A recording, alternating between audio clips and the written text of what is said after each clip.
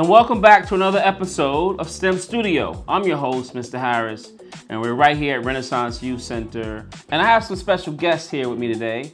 I'm not talking about you, I'm gonna introduce you in a minute. All right? But over to my far right, we have Matthew Gomez. All right. Kellyanne Merritt. All right. And your name? Okay, so just in case you might get a little restless and try to make a run for it, who do we have here in the middle of the table? Who can tell me what this is? This right here is the bearded dragon. Bearded dragon. Do you know where it gets its name from? It gets its name from because when it's agitated or something like trying to eat it, it will puff up its chin and will turn back black. So that's why it's called the bearded dragon. Yeah. And it has spikes that look like a dragon. So that's what I should do. If I get irritated next time, I should just... Yeah. Got it. So what do you feed this guy?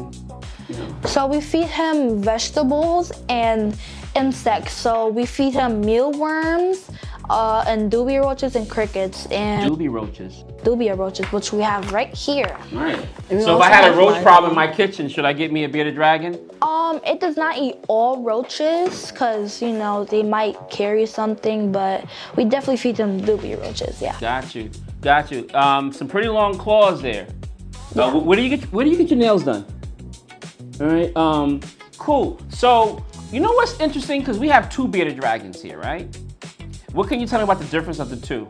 Well, Bane, he's more docile, which means it's not more aggressive, but we have another one called Spike. It's actually in the room right now, and it's more aggressive and more feisty, yeah. Right. Just like people. Some people are very nice, and some people aren't so nice.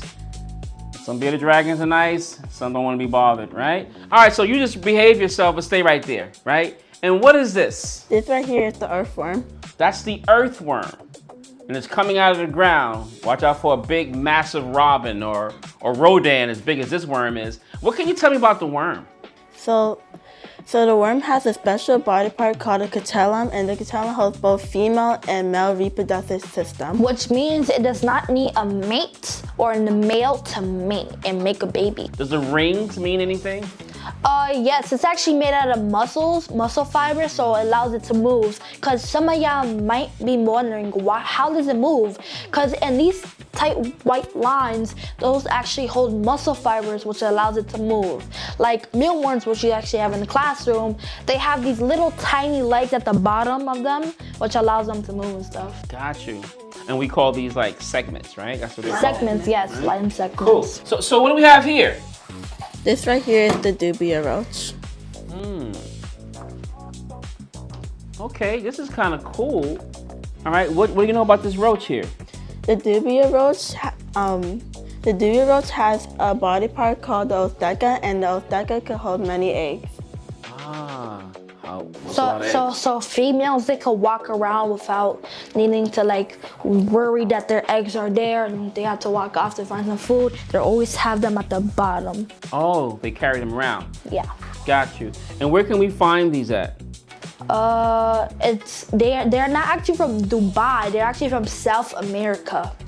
From South America. Can I hold one? Yes. I don't think it bites. I just walks. You don't think? So, do I want to do this right now on YouTube? All right. Sure. Well, you know, we're out of time. I was just going to pick it up, all right? But we're out of time. Listen, thank you guys for tuning in to another episode here at STEM Studio. Listen, again, we're right here at Renaissance Youth Center, and we have a zoology room if you want to come in and hang out with some of these guys. And in fact, let's get them back in the picture so you can say goodbye to everyone. Feel free to do so, all right? In the meantime, give a hand for my amazing, amazing guests. And hope to see you guys soon. Tune in for some more shows. Bye. All right. High five.